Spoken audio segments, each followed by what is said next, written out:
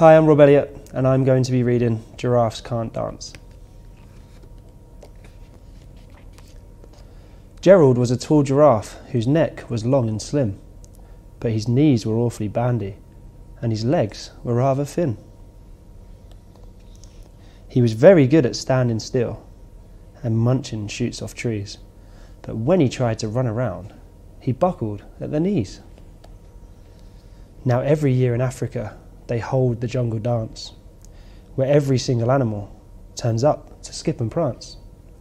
And this year when the day arrived, poor Gerald felt so sad, because when it came to dancing, he was really very bad. The warthogs started waltzing, and the rhinos rock and rolled. The lions danced the tango, which was elegant and bold.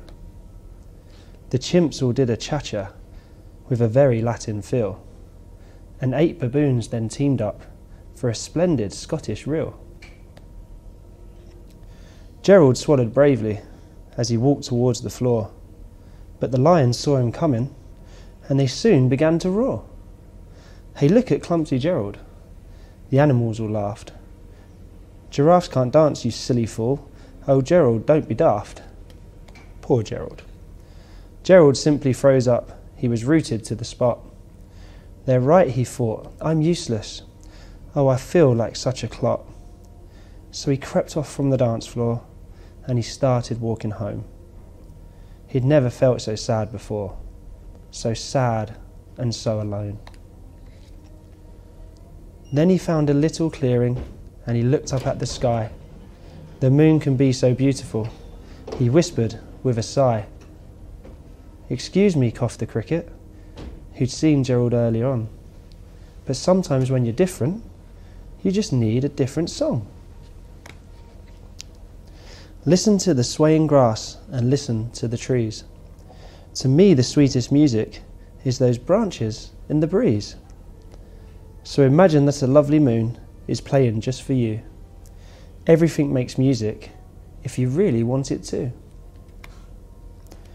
With that, the cricket smiled and picked up his violin. Then Gerald felt his body do the most amazing thing. His hooves had started shuffling, making circles on the ground. His neck was gently swaying, and his tail was swishing round.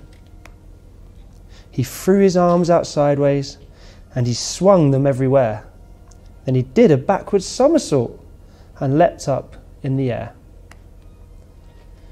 Gerald felt so wonderful. His mouth was open wide. I am dancing, yes, I'm dancing. I'm dancing, Gerald cried.